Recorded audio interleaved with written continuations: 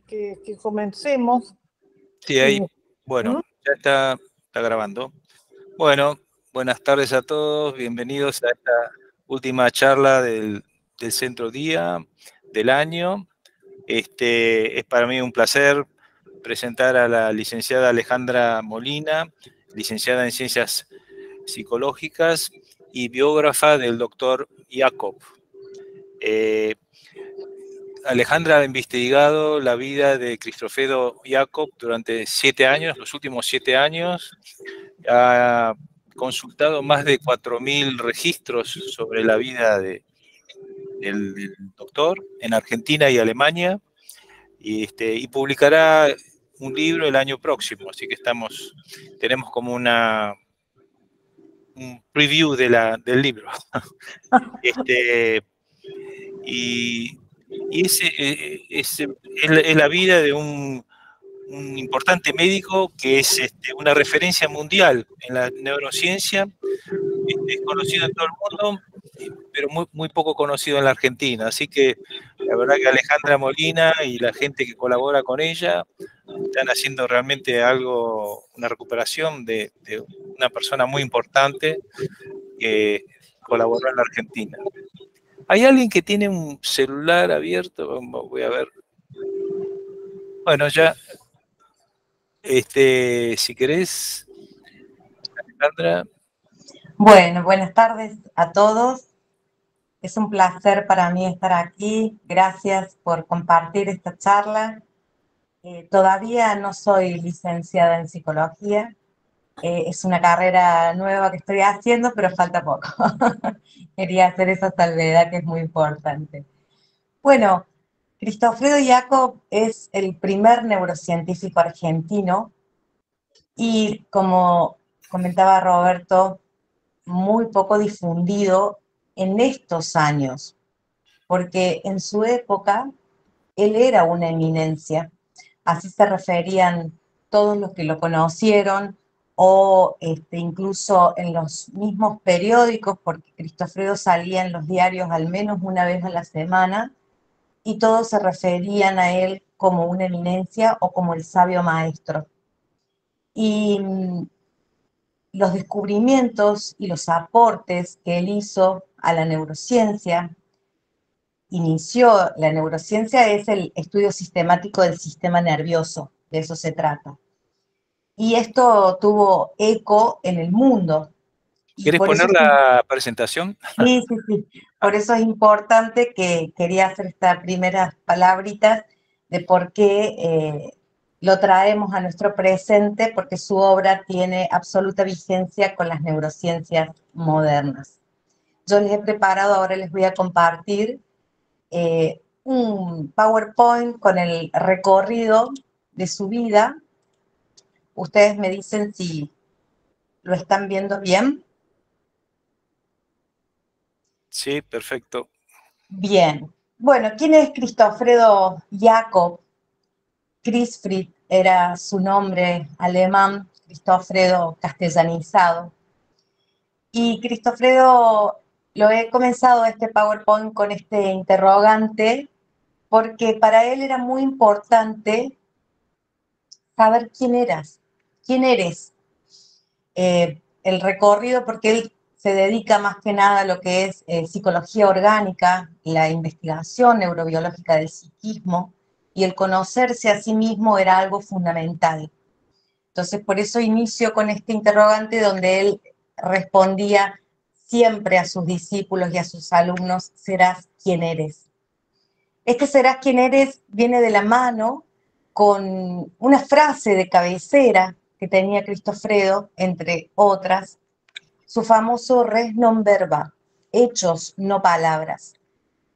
Él adoptó esta frase, sobre todo en aquella época, vamos a situarnos en el contexto histórico de la transición de siglos, del 19 al 20, donde la psicología era una disciplina naciente y cada quien con su libro se fue alejando de la medicina, de la ciencia, al entender de Cristofredo.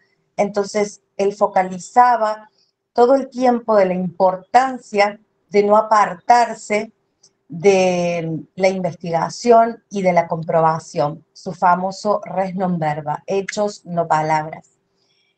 Yo les he presentado aquí una línea del tiempo con sus diferentes etapas ontogénicas en imágenes. La ontogenia son las etapas de la vida, de la niñez hasta la vejez. Y Cristofredo nace en un momento cuando Alemania se encaminaba hacia el Imperio Alemán. Él nace el 25 de junio de 1866. El 25 de diciembre de 1866. De allí su nombre Crisfried, que quiere decir la paz de Cristo o Cristo en paz. Sus papás eran Gottfried Jakob y Anna Babette Korber. Gottfried fue una figura muy incidente en el desarrollo de su carrera posterior, porque ellos nacen en un poblado, en Bornitz-Hotzheim, que era un poblado agrícola más que nada. Entonces es donde él va a tener sus primeros contactos con la naturaleza, y después su papá inicia en la actividad ganadera, entre otras actividades, porque también tuvo comercios y trabajaba con seguros. Y a los pocos años se muda la familia al poblado cercano, Norlingen. Sé que hay muchos alemanes, lamento muchísimo no hablar alemán, les pido mis disculpas por la pronunciación, por la fonética. Y en Norlingen él va a empezar a estudiar en la escuela latina. Estamos en un momento del sistema educativo alemán donde era un sistema humanista y empieza la transición hacia la incorporación de las ciencias naturales en la educación. La escuela latina donde él estudia va a ser muy importante en su futuro, porque el aprendizaje del latín le dio las bases para manejar tantos idiomas que él va a hablar a futuro. Alrededor de 8, y si no fueron más, fueron los idiomas que él hablaba. Y después se muda a Habsburgo.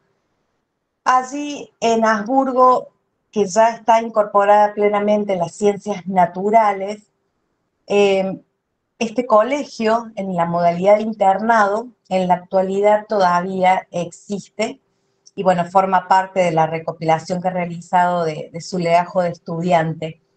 Y el profesor Krom va a tener un rol fundamental en su formación. Recordemos que aquí Cristofredo todavía es un adolescente, y esta incorporación de las ciencias naturales a las humanidades, surge un fenómeno que le llamaban la filosofía de la naturaleza. Entonces, estos autores que yo he dejado allí van a calar muy hondo en el bagaje cognitivo de Cristofredo hacia el futuro.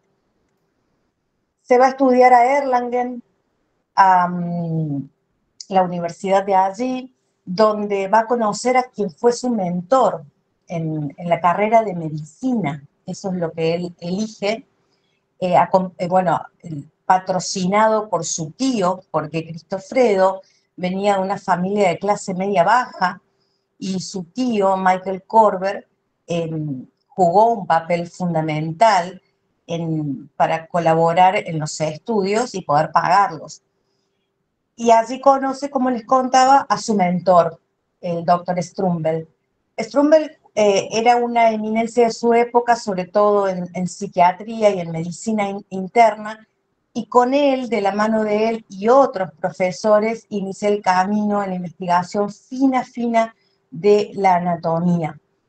Realiza su tesis sobre aortitis sifilítica, un tema que no era del todo estudiado en ese momento, era algo nuevo lo que él realiza.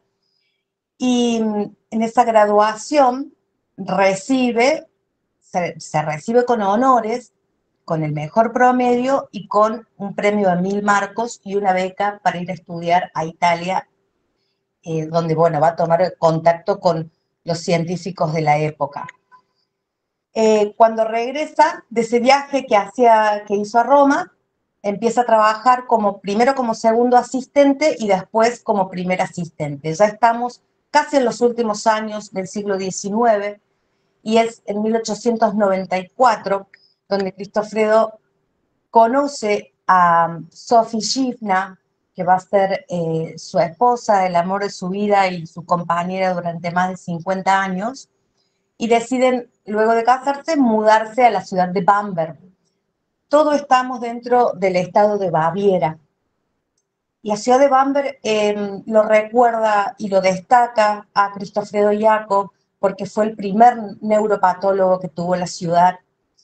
Y allí Cristofredo abre un consultorio de trastornos nerviosos y emocionales y empieza a abocarse a esto que va a ser su gran pasión, que es la investigación del psiquismo. Es decir, él buscaba las bases neurobiológicas del psiquismo para explicar por qué se produce este proceso. Y en Bamberg, y en estos últimos años, nacen 4 de sus hijos. Notarán que hay 2 Richard, porque el primer Richard muere a los 5 meses de nacido. Supongo que Richard se debe a su admiración que él tenía por Richard Wagner, y va a ser la música que lo va a acompañar por el resto de su vida, porque Cristofredo, además de médico y polímata, como yo lo llamo, era un gran músico. Tocaba el violín, tocaba la flauta, tocaba el piano. Y en Bamberg él empieza a participar. Tengamos en cuenta que todavía él no estaba dentro del círculo intelectual y médico de ese momento, era nuevo. Entonces, de la mano de Strumbel, empieza a participar de diversas reuniones que se hacían. Tengamos en cuenta que la neurociencia como tal es una disciplina que surge alrededor de 1860 y era todo nuevo. Entonces, cada publicación que se hacía sobre un descubrimiento o sobre la explicación de un fenómeno se sometía a rigurosas pruebas y debates. En eso consistían estas reuniones que luego publicaba la revista alemana de neurología. Y allí entre los participantes yo les he colocado algunos que son científicos de gran renombre, que han ilustrado nuestra neurociencia, bueno, sobre todo los alemanes muy destacados. Y luego de estas reuniones, él publica en 1895 el primer atlas del sistema nervioso sano y enfermo. ¿Por qué digo el primer? Porque tengamos en cuenta que en la época no había neuroimágenes, entonces todo se tenía que hacer a mano. Y Cristofredo, entre sus talentos, tenía el dibujo. Entonces estos atlas destacaron precisamente por la habilidad que él tenía del dibujo y de la precisión de las estructuras nerviosas que él pudo dibujar. Entonces, a partir del primer atlas, que se publica, se divulga en toda Europa y después en países, en otros continentes, fue tan exitoso, todas las críticas que yo he recopilado desde periódicos de la época, llevaron a que el libro y el posterior Atlas del 97 se tradujera hasta más o menos 8 idiomas aproximadamente. Hasta en japonés existe el Atlas de Cristofredo. Y después con su maestro publica unos murales gráficos. Esos eran láminas con los que se enseñó medicina en Europa, sobre todo, por supuesto, en Alemania, durante décadas. Luego salieron otras ediciones que se iban actualizando. Digo durante décadas porque, bueno, Cristofredo lo publica en el 97, ya casi próximo a venirse hacia la Argentina, y esas láminas se siguieron utilizando por mucho más tiempo allá en Alemania. Yo aquí les he compartido algunos de sus dibujos.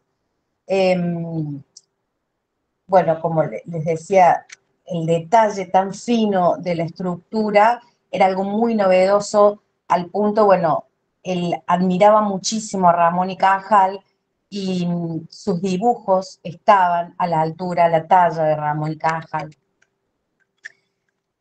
¿Qué pasaba acá en la Argentina? ¿Por qué se viene Cristofredo?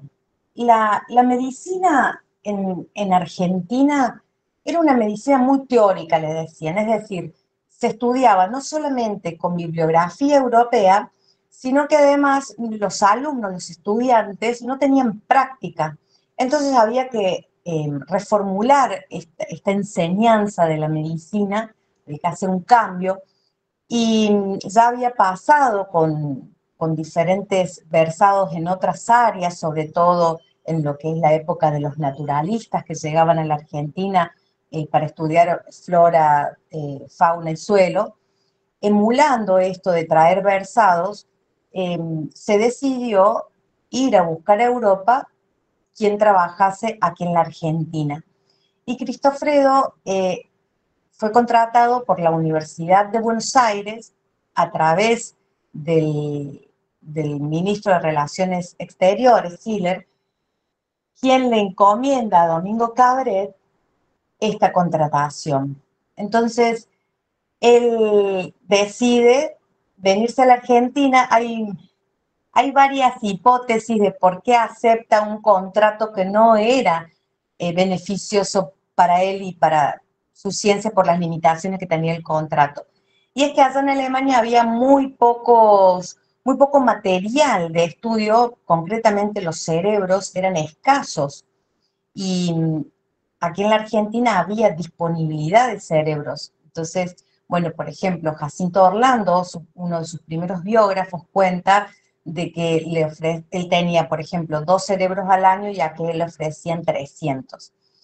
Y además de esa anécdota, otra conjetura de por qué él acepta venirse, porque tenía que mudar toda su familia, tengamos en cuenta, es que él iba a encontrar aquí cierta libertad intelectual, porque si bien Cristofredo, a partir de las publicaciones de sus libros, de los 2 atlas y de los murales, él ya ocupa un nombre propio, y por el enorme trabajo que hizo en Bamberg, pero todavía seguía siendo recordado o asociado a su mentor. Entonces, bueno, una de las conjeturas es esta libertad intelectual que él podía desarrollar aquí, esta autonomía. Y bueno, se vienen para la Argentina. También otra de las anécdotas que se cuentan es que se pensaba de que había tan pocas noticias de la Argentina que se pensaba que se hablaba portugués. Entonces Cristofredo estuvo 2 meses aprendiendo portugués y bueno, luego le informaron que aquí se hablaba castellano y no le llevó más que el viaje en el barco para aprenderlo. Tenía muchísima facilidad para los idiomas. Se vienen a la Argentina y yo les había contado de que Cristofredo, si bien venía de una familia clase media, baja, después del éxito de sus libros y de su trabajo en Bamberg, había logrado una posición económica muy importante.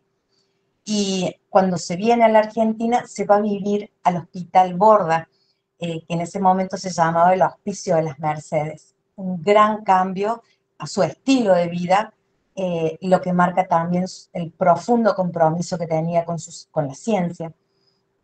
Y aquí en Argentina, bueno, van a nacer luego sus 3 hijos, que yo les puse allí.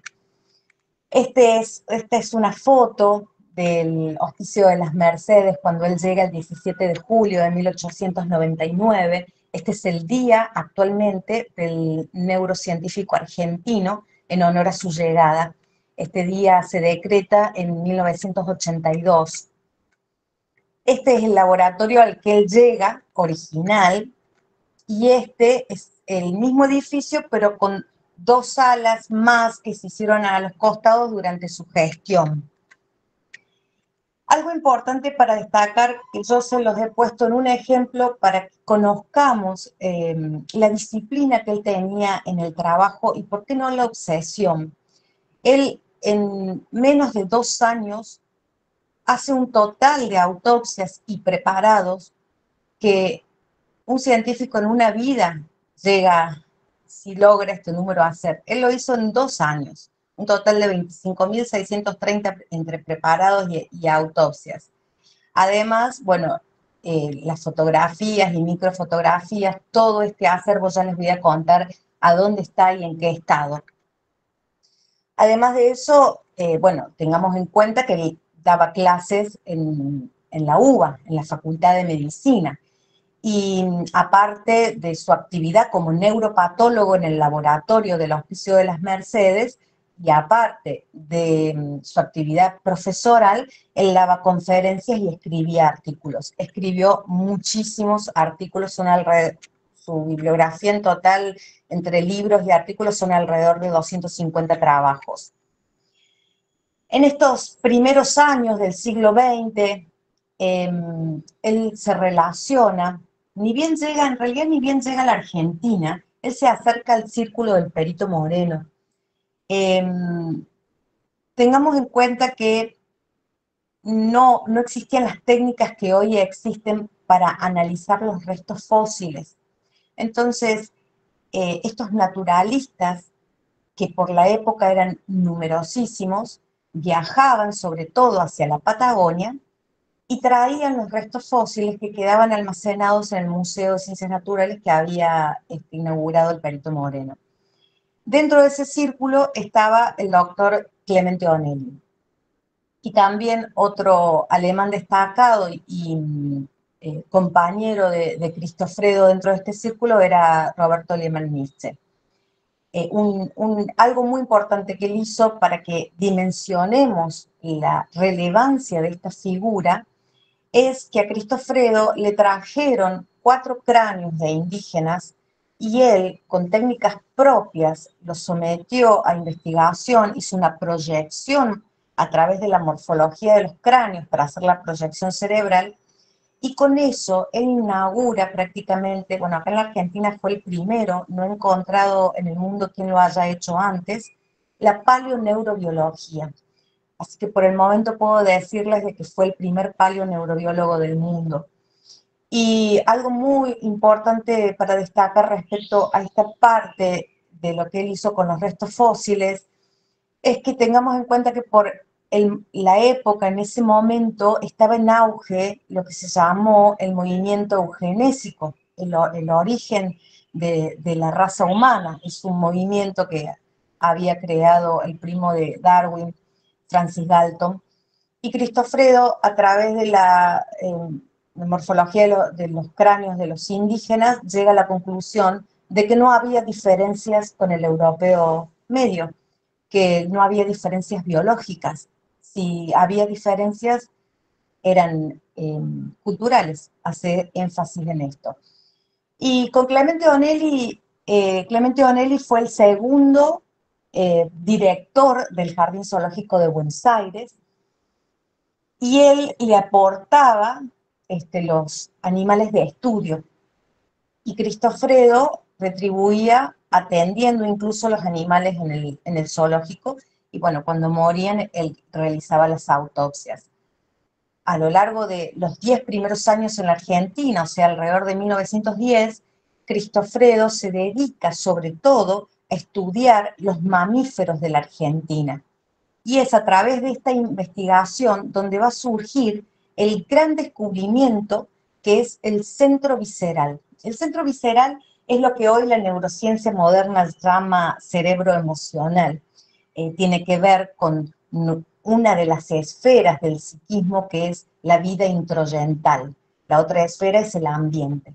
Entonces Cristofredo, estudiando los mamíferos argentinos, puede reconstruir la historia neuroevolutiva para que comprendamos cómo se produce la vida emocional en los mamíferos. En 1910, por diferentes motivos, él decide no renovar el contrato con la universidad y regresa a Alemania.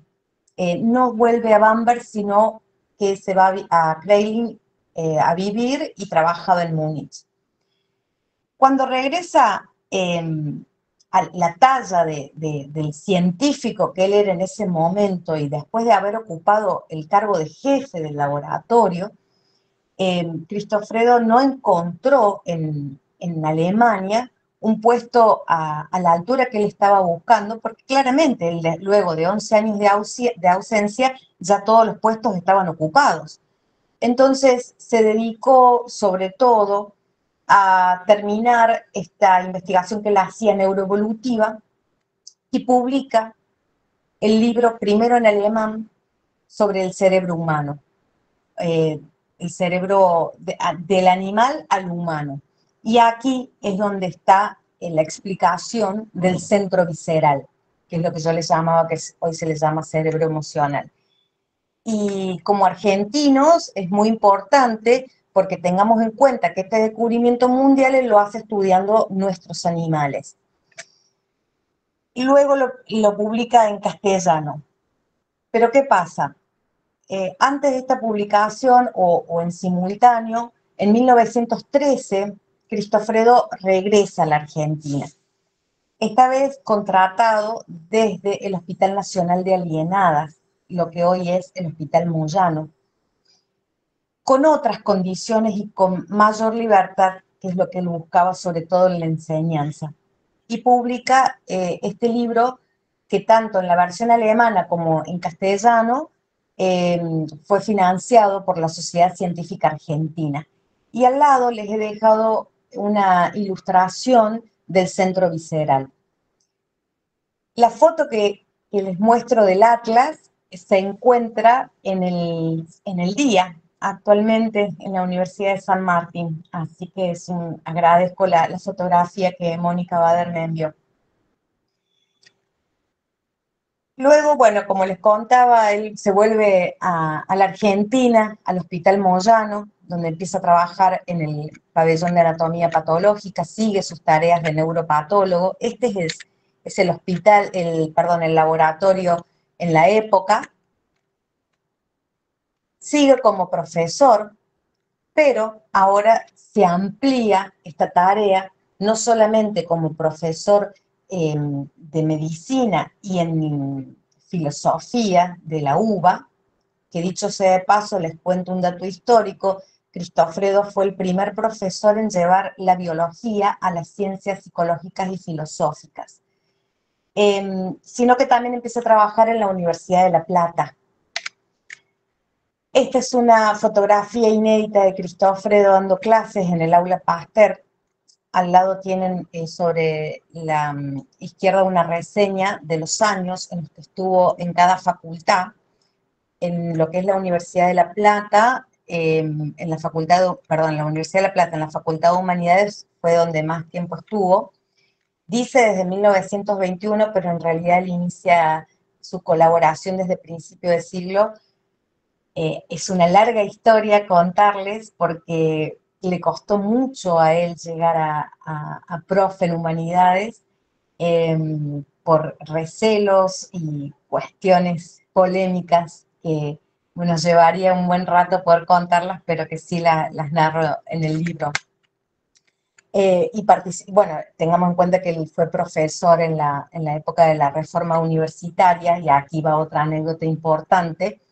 Cristofredo en 1919 es designado profesor titular de la Cátedra de Anatomía Descriptiva en la Facultad de Medicina de la UBA. Estamos en tiempos apenas salidos de la reforma de 1918, y él propone incorporar a los estudios médicos la embriología, una materia que no existía como tal. De hecho, Argentina es una de las primeras universidades del mundo en incorporar la materia como cátedra, la embriología como cátedra, y en ese momento que él propone ese plan de estudio, los estudiantes le dijeron que no.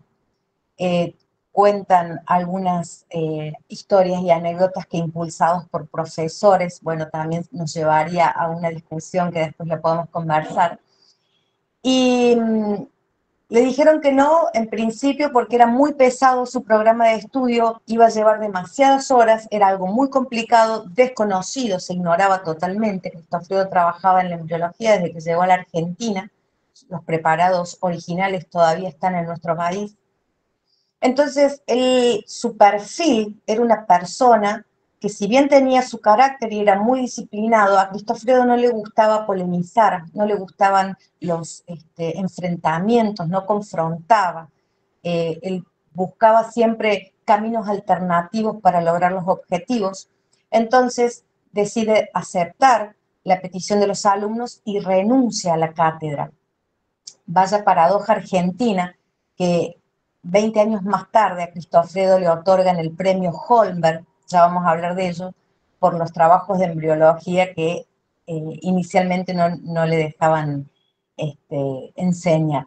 Entonces, bueno, él renuncia a la cátedra y le pide a la facultad que se la deje dar libre. Es decir, se la aceptaron, daba cursos libres empezó con embriología, después le fue sumando otros temas, y durante años, durante décadas, además de su actividad formal, él daba cursos libres, es decir, gratuitos, y sus auditorios se llenaban.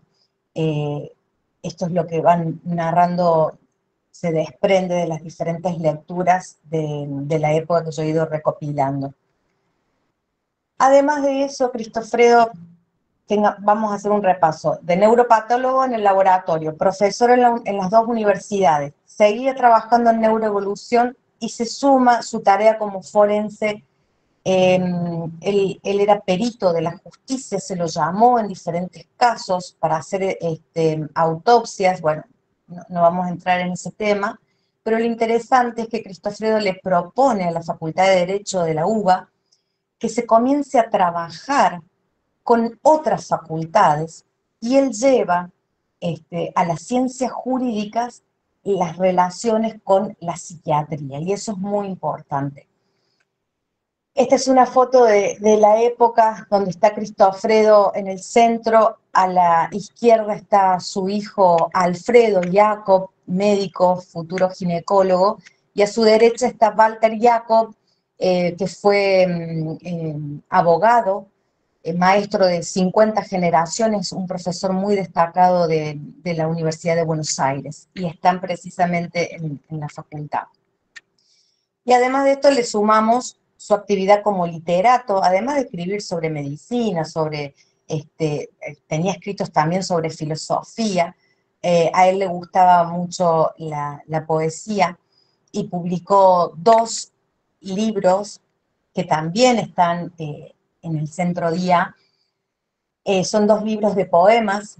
Toda la formalidad que él tenía como científico podía encontrar en sus poemas el poder decir lo que no podía en otros ámbitos, y son poemas donde él juega muchísimo con la entrelínea, con el sarcasmo. Son maravillosos los poemas que están allí.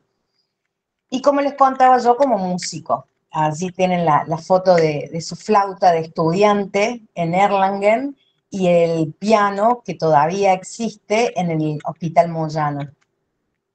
Además de eso, él era miembro de 2 instituciones, de la Sociedad Científica Argentina y de la Asociación Médica Argentina. Este es El embrión humano. Es un libro muy importante para nuestra historia en este tema, y a él lo premian le dan el premio Holmberg en 1942. Algo totalmente destacado de este libro, ustedes seguramente han escuchado nombrar el proyecto del genoma humano, donde se mapeó los genomas, el genoma del ser humano, cuántos genes tenemos, y ese mapeo se publicó en el 2001. Todavía a la fecha se debate si el humano tiene entre 22 y 30.000 genes. Bueno, Cristofredo en este libro publica su propio mapeo del genoma, donde declara que el ser humano tiene 24.000 genes. es asombroso, no solamente el número, sino lo que hizo 70 años antes o 60 años antes del proyecto del genoma humano. Tiene muchísimos temas como precursor, como pionero. Él hablaba de cosas que décadas más tarde se empezaron a plantear abiertamente en la ciencia. Y después tenemos, como yo les conté, cuando él empezó en Argentina, cuando él llegó a la Argentina en 1899, que se acercó al Círculo del Perito Moreno, él colaboraba con ellos en el estudio de los restos fósiles, pero en 1920 empieza a viajar. Y él recorre desde Tierra del Fuego hasta los países vecinos, estudiando flora, fauna y suelo, inaugurando el capítulo de la biogeografía argentina, con textos grandiosos e importantísimos, y se concentró, bueno, en lo que es en la Patagonia, él se concentró en la zona de Bariloche. Hoy en Bariloche hay 2 lugares icónicos en el turismo, muy, muy concurridos, que llevan su nombre o hacen alusión a él. Uno, ya les voy a mostrar, uno es el lago Jacob, donde a sus orillas se construyó el refugio General San Martín, es un refugio de montaña, y el otro lugar icónico es la Mirada del Doctor, era su lugar por excelencia para sobre todo ir a meditar. Y él en Bariloche, ¿qué hace? Explora todos los alrededores del Tronador. El Tronador es el cerro más alto de la Patagonia, y descubre caminos, nombra lagos, cerros, por ejemplo, el cordón montañoso de los Cuernos del Diablo, como les he puesto allí, es un nombre que él le puso, bueno, u otras, para quienes han viajado y conocen la laguna Cretón, la laguna Jujuy, son todos nombres que le fue dando.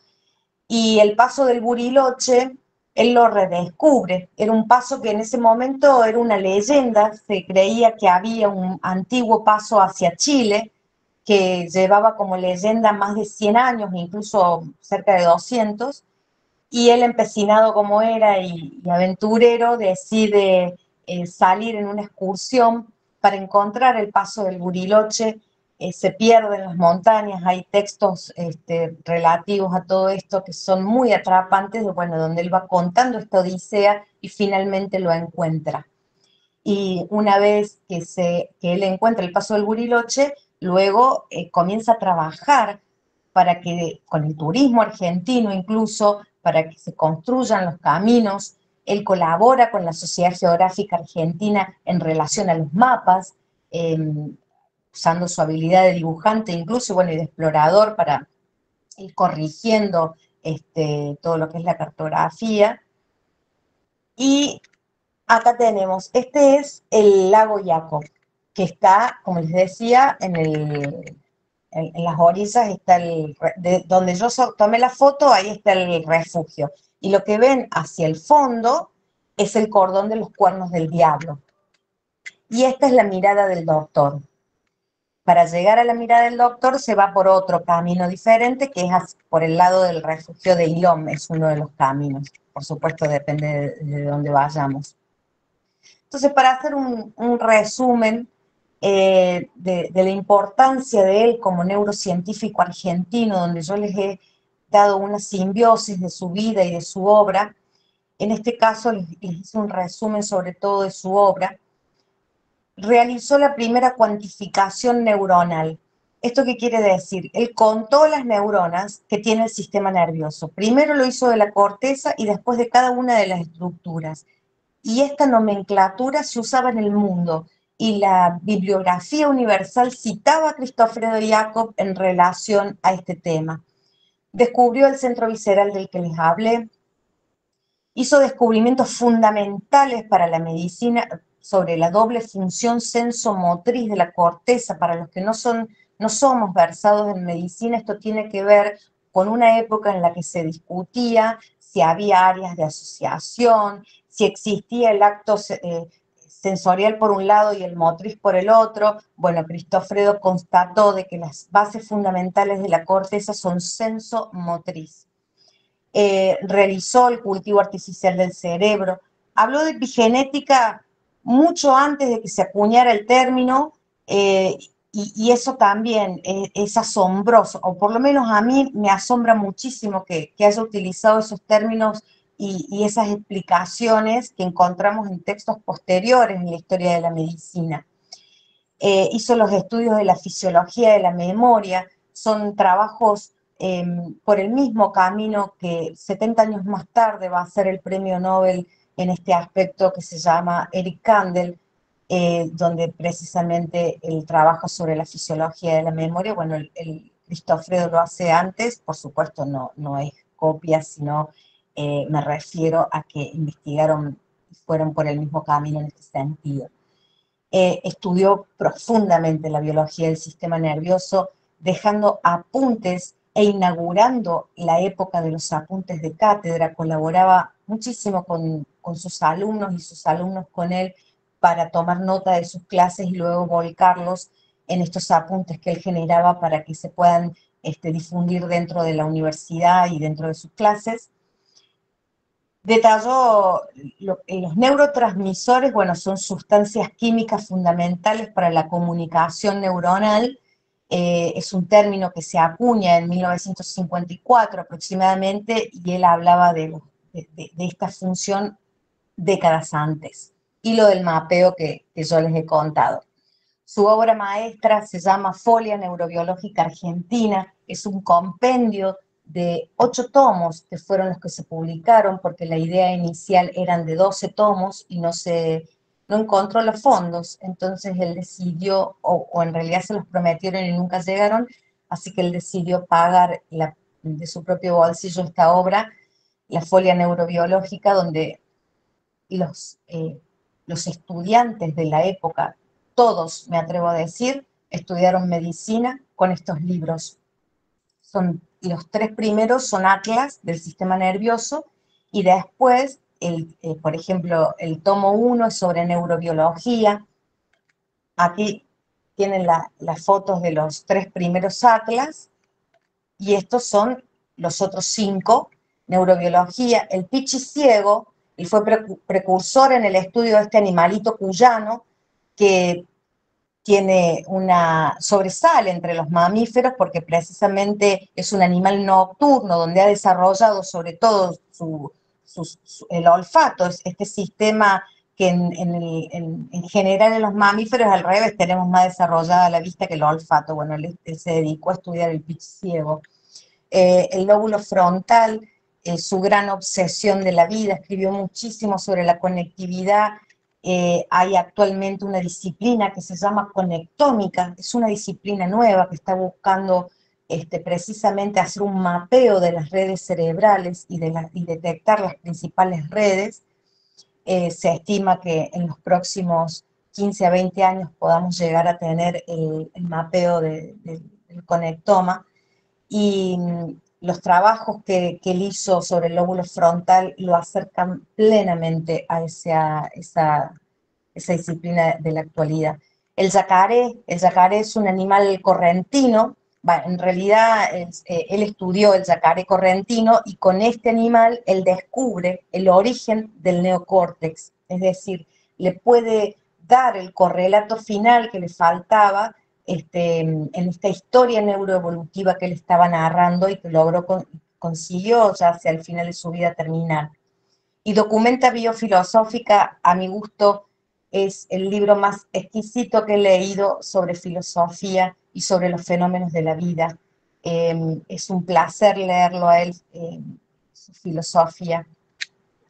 Finalmente él muere el 6 de mayo de 1956 con 89 años.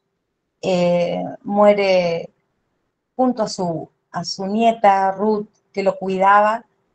Ruth, bueno, en la actualidad está con nosotros, y a través de ella hemos podido conocer su vida y estos últimos momentos, porque bueno, Ruth lo acompañó siempre a su abuelo. Para finalizar, en fotografía yo les traje el estado actual en el que se encuentra, que es tristísimo, porque dada la relevancia y lo que hizo en nuestro país, que actualmente se encuentre este patrimonio de la Argentina en este estado es muy triste. Se necesita, bueno, recuperar y no, bueno, el gran factor es el dinero, pero sobre todo las personas que tomen la decisión para realizar esta puesta en valor. Y estamos trabajando, confiamos en que vamos a encontrar quienes nos escuchen con conciencia sobre la relevancia histórica, cultural, eh, moral que tiene para nosotros y para nuestra neurociencia. Aquí ven el estado en que se encuentran los murales gráficos, por ejemplo, ya arruinados. Estos murales no se pueden recuperar, estas paredes que se caen. En la imagen de la derecha ven que hacia el final hay 4 que, bueno, están en mejor estado, pero bueno, el edificio no lo está. Esto es una de las alas de este laboratorio. Recuerden, estamos hablando del laboratorio del Hospital Borda. Esta, por ejemplo, aquí no solamente hay cortes o cerebros en frascos, sino también la aparatología de la época. Y tenemos aquí el aparato con el que él tomaba las fotografías, y a la derecha hay alrededor de 25.000 fotografías. Bueno, el polvo que las cubre está pidiendo auxilio porque hay que inventariar y catalogar todo esto. Estos son otras gigantografías que hay en otra sala. Este es el estado en el que se encuentra cuando llueve. Aquí tenemos otra ala donde están los frascos con cerebros. Esto es el yacaré, el original con el que él estudiaba. Lo encontramos el año pasado hurgando en el sótano, porque, bueno, estábamos con el proyecto para recuperar el edificio y viendo que había en este sótano encontramos este yacaré que fue para nosotros, para los que estábamos ahí, maravilloso. Y en esta sala hay alrededor de 25.000 preparados histológicos, 30.000 son, perdón, que podrían servir para nuestros estudiantes, eh, pero bueno, hay que inventariar y poner en valor. Estos son las placas donde están. Y este es el hospital, el laboratorio del Hospital Moyano, está un poco mejor, un poco mejor. Este es el museo que hoy hay dedicado al trabajo de Cristofredo. Ahí les estoy mostrando una panorámica del laboratorio, y abajo es la foto de un aula réplica de un aula alemana, de una universidad alemana que se construyó a principios de siglo, que era, por supuesto, funcional. En su momento Cristofredo daba clases allí. Este es un cóndor andino que él trajo de la Patagonia, que luego embalsamó, que está en el museo. Estos son algunos de los animales que están allí. Por ejemplo, a la derecha tenemos 2 pichiciegos,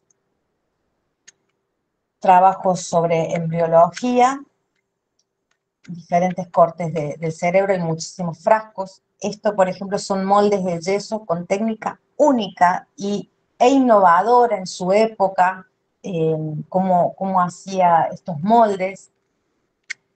Y bueno, yo ahora me volví porque les quiero, también, perdón, también está en el Borda, no les tengo la foto acá, el cerebrótomo, donde Cristofredo hacía los cortes, los famosos cortes de Jacob. Esos cortes hasta el día de hoy se enseñan en nuestra Universidad Nacional para los estudiantes de medicina. Fíjense la actualidad del pensamiento de Cristofredo. Esta frase final, quiero guardar silencio un momento para que la puedan degustar ustedes.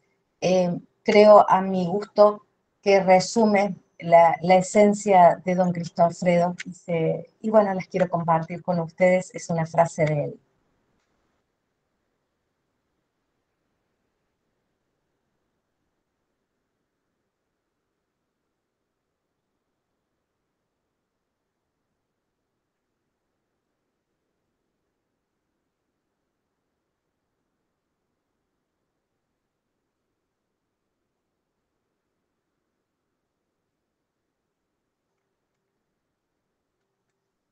Y este finalmente es el libro que esperamos. Bueno, no sé si va a ser la portada, pero es el libro que va a salir el año que viene, Microcosmos.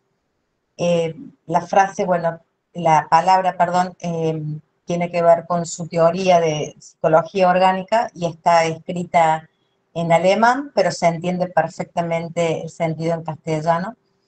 Y con esto finalizo la presentación. Les agradezco muchísimo haber compartido esta historia que para mí y para toda la Argentina es muy importante y que ojalá podamos recuperar y darle el lugar que él merece en nuestra historia. Bueno, muchas gracias y escucho las preguntas que quieran hacerme.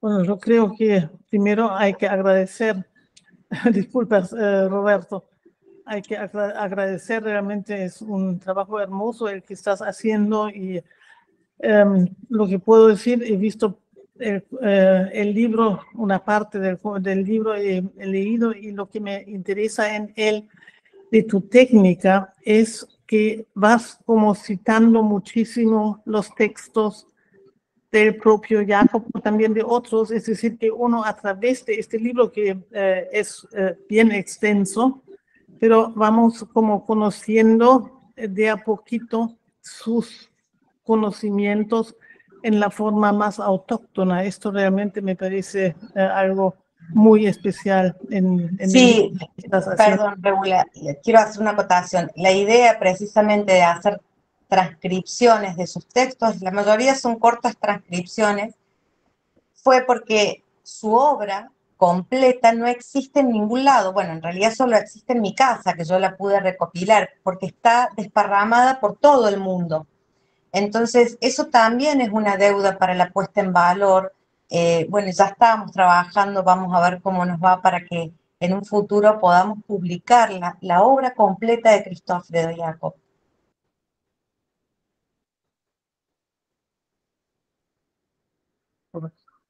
Creo que Cintia levantó la mano ahí.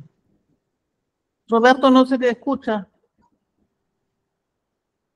Estás tirado.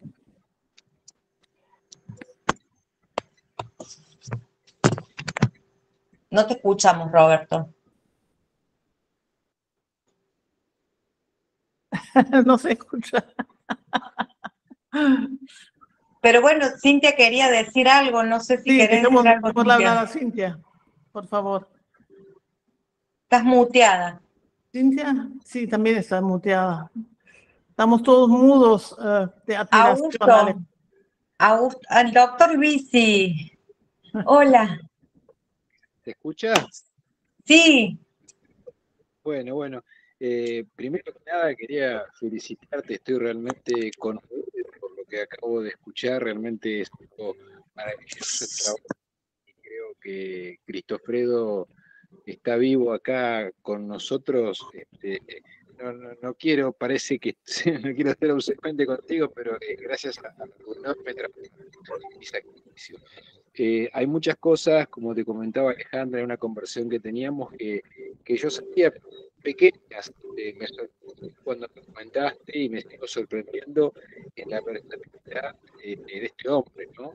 Que irrumpió en diferentes disciplinas, en diferentes campos del saber. Bueno, como yo le contaba a Alejandra, me dedico en parte a la medicina, a la anatomía, también a la psicología de forense, y realmente me siento orgulloso de poder conocerlo en totalidad, aunque obviamente todavía me falta mucho y de a poquito Sandra nos lo está presentando. Así que, más que nada, felicitar, porque realmente es algo maravilloso el trabajo que estás haciendo, Alejandra. gracias. El doctor Luisi es profesor de la UNLP, es el profesor titular de Anatomía de La Plata, de Medicina, y también da clases en la Facultad de Psicología. Un honor para mí que esté aquí, doctor. Muchas gracias por acompañarnos. Al contrario, felicitaciones. No sé si alguien más me quiere preguntar algo. Porque Roberto, seguimos sin escucharte, Roberto. A ver, ¿me escuchás ahora? Ah, sí. Bueno, genial. No, y Cintia, no sé si se puede destildar el micrófono para poder hablar. Bueno, parece que no. Abajo está el micrófono, hay que cliquear sobre él y se activa. Pero bueno, yo no lo puedo hacer a la distancia. No, sí, a mí personalmente me impresionó la capacidad de trabajo de este hombre desde toda la vida, ¿no? Aparte, las cosas también, el ir a Bariloche, descubrir nuevos pasos, nuevos lagos, en fin, era un Leonardo da Vinci, ¿no? Le interesaba de todo, ¿no?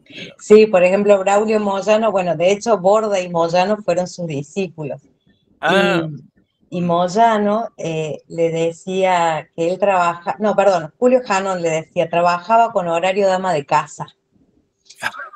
Así le decía. Y Braulio Moyano decía que para Cristofredo el trabajo era una religión. Grandes médicos que luego se destacaron en nuestra ciencia pasaron por sus aulas y formaron lo que se llama la Escuela Neurobiológica Argentina, que ese es un proyecto a futuro de poder contar esa historia, donde, bueno, la Escuela Neurobiológica Argentina de Cristofredo se continuó después y ahora como que está volviendo con mucha más fuerza desde que se empezaron a incorporar o se empezó a acercar nuevamente las ciencias psicológicas a lo que es la biología y la medicina. Bueno, Régula. Alejandra, yo tengo de lo que fuiste exponiendo dos cosas que te quería preguntar. Uno es cuando él hizo estos análisis de cerebros de indígenas, esto no tuvo ninguna repercusión, es decir, porque en realidad una razón para la invisibilización de los indígenas es que siempre se pensaba que no estaban suficientemente desarrollados como para absorber totalmente la cultura europea. Ahora, esto con este hallazgo de Jacob, evidentemente se da vuelta, es decir, de repente está claro que es únicamente cultural el sojuzgamiento de los indios. Eso y eso fue tan importante para él que fue el único artículo que él publicó en francés. El francés en la época es el inglés actual, digamos. El que quería tener un lugar en la divulgación científica tenía que escribir en francés sobre todo. Y ese fue el único trabajo que él publica en francés, que se llama Morfología del cráneo de los indios. ¿Y no lo publicó en castellano? No, está escrito en francés. Pero tengamos en cuenta que si bien la Argentina económicamente era una Argentina de primer mundo, el nivel socioeconómico era abismalmente diferente de la actualidad.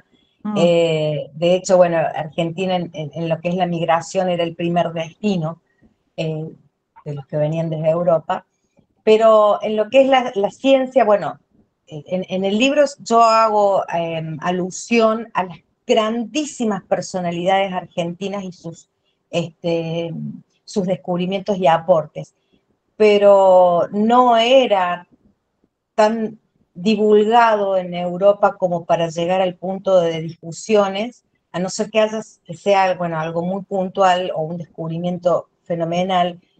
Y fíjense que esto del cráneo de los indígenas fue revolucionario, porque que él diga en pleno movimiento eugenésico, señores, acá no hay diferencias biológicas, los círculos predominantes, intelectuales y científicos, pienso, de la época, tal vez no le dieron lugar a ese resultado, no lo sé. pero bueno, no tuvo la divulgación que debería haber tenido si lo miramos con nuestros ojos actualmente. En ese momento no se discutía, sino que se buscaba realmente el origen de la raza, no se discutía si realmente existía o no una raza pura, que bueno, después termina desvirtuado 50 años más tarde. Pero es importante lo que él escribió ahí, lo publica desde La Plata, me parece que lo publica. Claro, Es de 1904. sí, eso es muy interesante. Lo otro que te pregunto es por la embriología que dijiste que se iba a introducir y se introdujo temprano acá, pero que hubo como una resistencia entre los... Total. Total, porque era una materia nueva y desconocida para muchísimos profesores.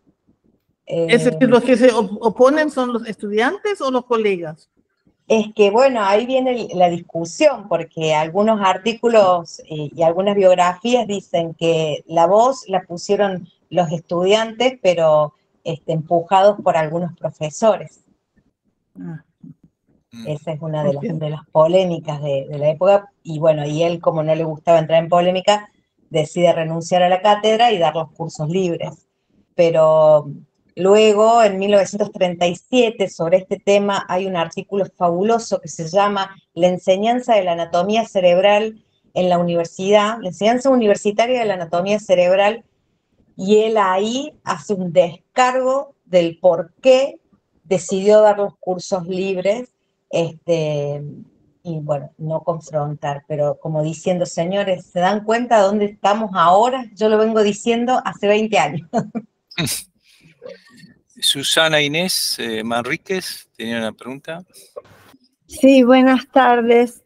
Muchas Buenas gracias, tardes. Alejandra, por compartir toda tu investigación con nosotros. Y me gustaría saber si encontraste que haya habido algún intercambio con el doctor Sigmund Freud, o si se interesó por el psicoanálisis, o, digamos, se ciñó simplemente a lo que era más biológico, ¿no? O neuropsicológico, pero no interesarse por el psicoanálisis, quizá.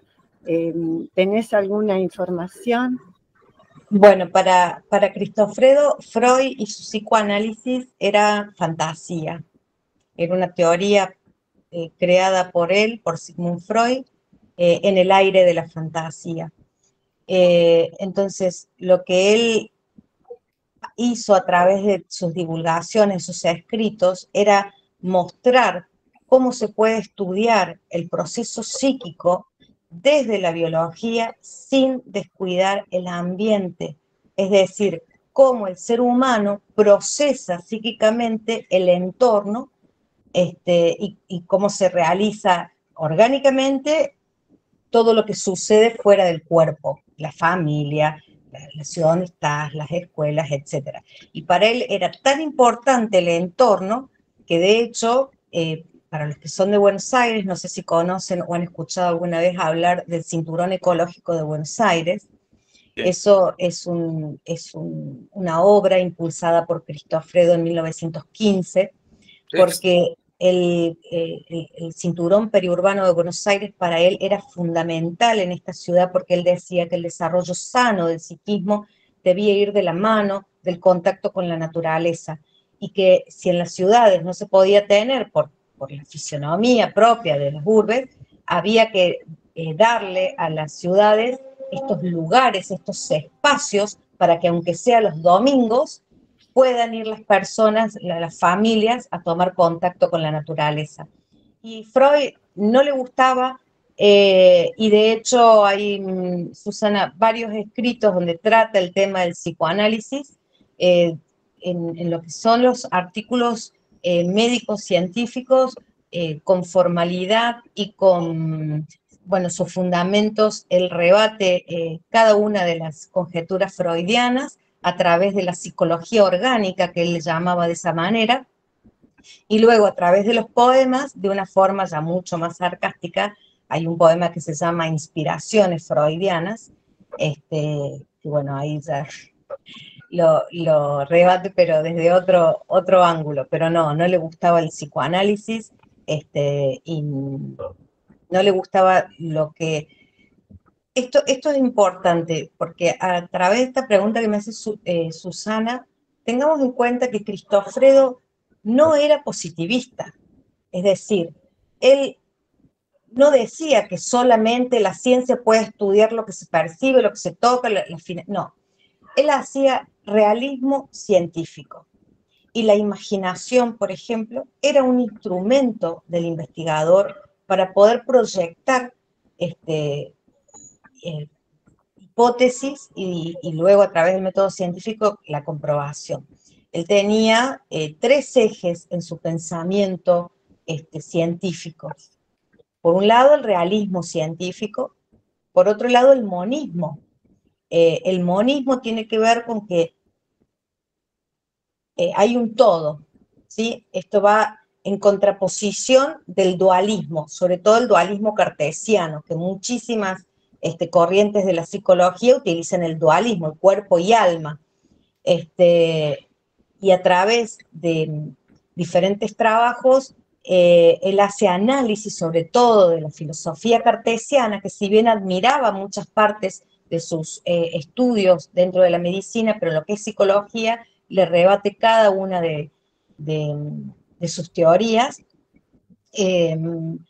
Por ejemplo, para citar un al paso, esto de que pienso luego existe, entonces él dice, no, primero tiene que existir el objeto concreto, porque pensar en nada no le satisface a nadie. Entonces, o por ejemplo, los actos virtuosos de Platón, el tema de las ideas, no. Para que existan actos virtuosos, para que exista la virtud tiene que haber actos virtuosos, el objeto concreto, por ejemplo. Entonces tenemos realismo científico, el monismo y finalmente el dinamismo. El dinamismo tiene que ver con que todo está conectado, porque él te explicaba el psiquismo, por ejemplo, no se puede reducir al cerebro. No hacía reduccionismo como que con el cerebro se explica todo. Bueno, igual diciendo el cerebro explica todo, tampoco es reducirlo porque es un mundo tan complejo el cerebro, pero a lo que voy es que él decía, todo está conectado y la corteza es dinámica. Lo que hace es toda la información que llega tanto del ambiente como del introyente converge en la corteza y funciona dinámicamente. Entonces el psiquismo, decía Cristofredo, es como un cable. Si nosotros tomamos un cable y nos preguntamos dónde está la electricidad, no podemos decir acá, acá o acá, porque la electricidad es un proceso de todo el cable. Entonces lo mismo él aplicaba al psiquismo. El psiquismo es un proceso de todo el organismo sin dejar afuera el ambiente, porque el ambiente lo procesa el organismo. Podemos estudiar las partes, pero funciona todo dinámicamente. No sé si me quieren preguntar algo más. Yo porque me pongo a hablar y no voy a parar. Gracias, Alejandra. Gracias, Susana. No, yo tenía una curiosidad, digo, sus discípulos, digamos, usaron lo que él escribió e investigó, lo siguieron construyendo sobre lo que él hizo, ¿no? Digamos, no es que, digamos, la neurociencia, él está en la base de la neurociencia como la conocemos ahora, digámoslo. Claro, lo que pasa es que con los discípulos hay muchísimos nombres destacados, pero el que estaba destinado a continuar, o sea, ser la cabeza de la escuela, era Braulio Moyano. Pero Moyano se muere 3 años después de Cristofredo, se muere muy pronto. Si bien en todos los que siguieron se pueden observar claros conceptos o axiomas jacobianos, la escuela como que se empezó a ramificar, o sea, quedó la esencia jacobiana, pero por ejemplo, si te cito el doctor Diego Outes, después de allí vino el doctor Juan Carlos Goldar, que es muy reconocido en Moyano, pero ellos, Goldar era de Outes y Outes de Moyano y Moyano de Cristofredo. O sea, se empezó como a ramificar con diferentes patronos, pero la esencia de él, las enseñanzas fundamentales, sí continuaron en los médicos que siguieron incluso en la actualidad.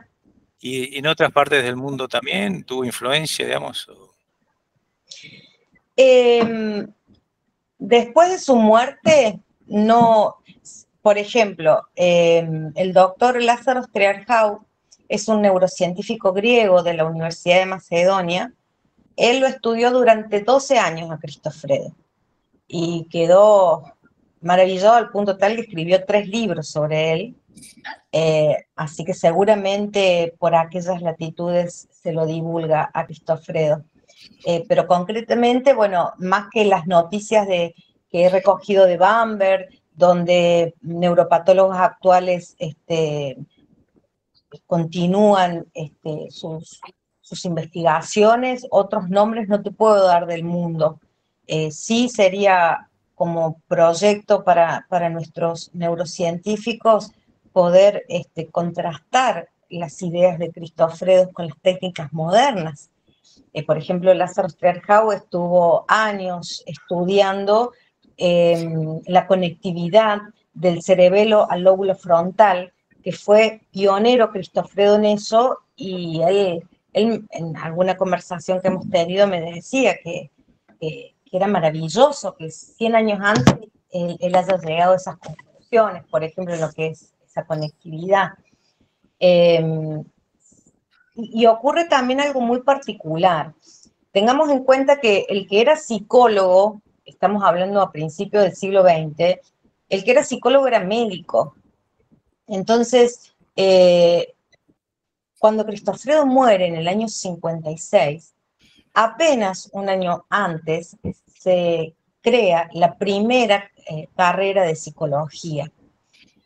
Y la carrera de psicología, cuando se crea en la Argentina, dependió de la Facultad de Filosofía inicialmente, o sea, se la desgarra de llano de la medicina, porque había influencias muy fuertes que venían de Estados Unidos con la investigación de la psicometría, por ejemplo, o el psicoanálisis desde Europa.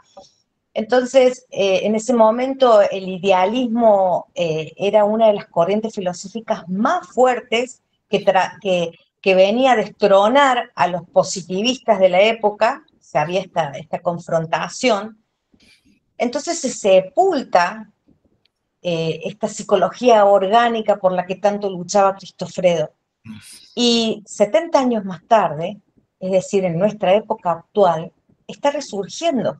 En las carreras de psicología han regresado estas materias como neuropatología, neurofisiología, donde ya no se puede negar más la relación total que hay con el organismo para nuestra psicología. Entonces, esa psicología orgánica que hacía Cristofredo es la que hoy ha regresado a nuestras universidades. Supongo que por una cuestión natural del devenir profesional, los métodos y las corrientes se irán consolidando e irán cambiando, pero la investigación del cerebro no se puede negar más en la psicología. Entonces eso hoy se está estudiando. No, porque yo aparte me imagino, digamos, todos los fármacos que se desarrollaron necesitan esa dirección, ¿no? No se pueden desarrollar. Y eso es un gran tema que alguna vez lo conversé bueno, incluso como estudiante de la carrera, de que el psicólogo tiene que tener la materia de farmacología o saber leer neuroimágenes o entender sobre cronobiología o tener como materia alternativa la propia psiquiatría. Son cuestiones que creo que se van a ir acomodando, o sea, no hay una mano maquiavélica detrás que no quiere que esto ocurra, sino que, bueno, son los cursos de la historia, los paradigmas científicos cada 50 años aproximadamente se reacomodan, se reajustan, se regresan incluso algunos a viejos modelos que quedaron en el olvido. Aquí en la Argentina, yo todavía no me explico cómo se sepultó la obra de Cristofredo. incluso, bueno, él mismo contaba, él no se llevaba muy bien con los idealistas, que en la Facultad de Filosofía tuvo muchas trabas para poder llevar a cabo sus enseñanzas. Pero bueno, como él no era una persona polémica, no le gustaba, nunca perteneció a ningún grupo, ni político, ni ideológico, ni religioso, él se dedicaba a trabajar y a publicar y a demostrar el res non verba.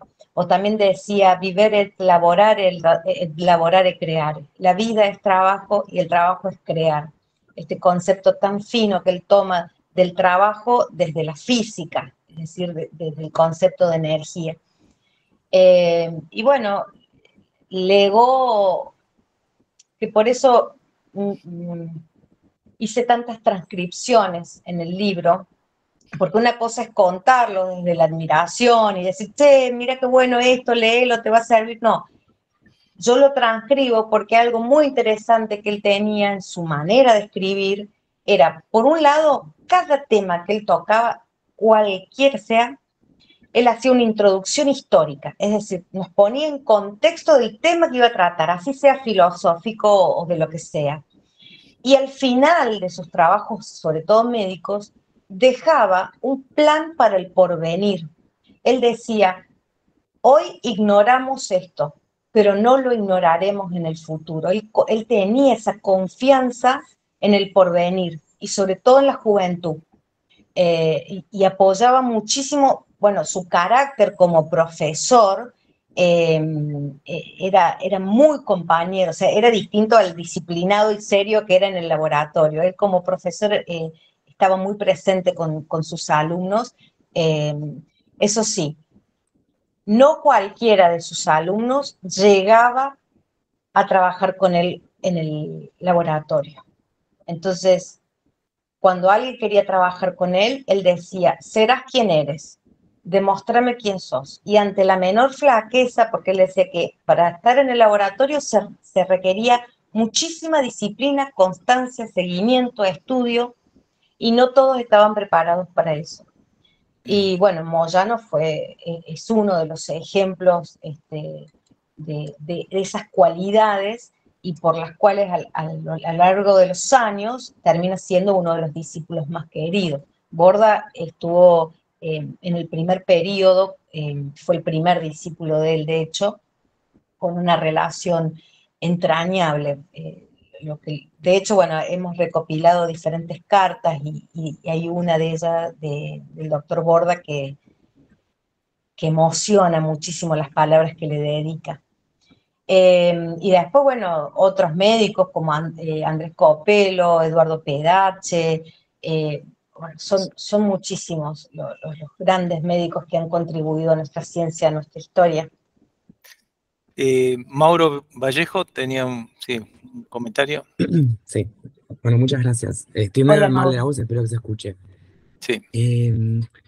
Mi pregunta era más en relación al espíritu de la investigación, digamos, porque desde un punto de vista de historia de la ciencia, digamos, desde un punto de vista que trate de dialogar con la historia de la ciencia, me parece como problemático o discutible usar la categoría de que se sepultó la obra de Jacob. Digamos, en el sentido que supone un afán de rescate de una obra que efectivamente fue sepultada, digamos, que efectivamente desapareció la discusión. Y en ese sentido, mi pregunta era más bien si, más que hablar de sepultamiento de la obra de Jacob, hay que tomar más en consideración que quizás Jacob apostó por una senda en la investigación, en la enseñanza, que no fue la senda que primó o que más éxito tuvo en el desarrollo de la neuropatología y de la patología en Argentina, o por lo menos en la medicina de Buenos Aires. Es decir, en la década del 20, en la década del 30, en la discusión ya sea de la psiquiatría, de la neuropatología, se empezaban a imponer perspectivas más ligadas a la clínica, a la fisiología, las terapéuticas de shock, es decir, una serie de modelos que implicaban una vanguardia, una renovación de la discusión neuropatológica, que no pasaban o no dependían por esa anatomía descriptiva en la que estaba embarcado Jacob. Entonces, más que una empresa de sepultamiento, yo creo que quizás hay que tomar en consideración más una dinámica de campo, una trama de campo, donde Jacob era el artífice de una perspectiva que apostaban en una dirección, como cualquiera puede apostar, pero Claro. que, digamos, porque yo pensando en la historia de la psiquiatría, la historia de los autores que fueron importantes en la patología en la década del 20, década del 30, no sé, Ingeniero, Sameguino, Borda, Jacob me parece que aparece siempre como una apoyatura más ligada a la enseñanza, como que su fuerte era la enseñanza universitaria, pero en la discusión de la clínica, de la profesión, de la patología, Jacob no era un autor de peso. Es decir, era No, alguien al que había que respetar. Perdón, sí, sí. al contrario, Mauro. Mira, por eso yo aclaré, o sea, no es que se sepultó deliberadamente porque había una mano macabra, no fue un sepultamiento deliberado porque lo quisieron callar, para nada. Por eso después aclaré lo de los paradigmas que se van modificando. Pero ten en cuenta que las cosas que él hablaba en esa época no lo entendían. Muchos de sus discípulos incluso hablaban de esto, de que no nació a destiempo, nació en una época donde no se le entendía incluso. De hecho, por ejemplo, bueno, su gran amigo también fue el doctor Ramos Mejía, ingeniero, era discípulo de Ramos Mejía, también compartió diferentes temas, pero no es que él se dedicaba a la enseñanza y no aportaba a la clínica, al contrario, los aportes eran muy novedosos para la época. Por ejemplo, el tema de las técnicas de autopsia, eso hasta el día de hoy se enseña. Eso fue icónico para el momento. Hay muchos, pero ¿qué pasa?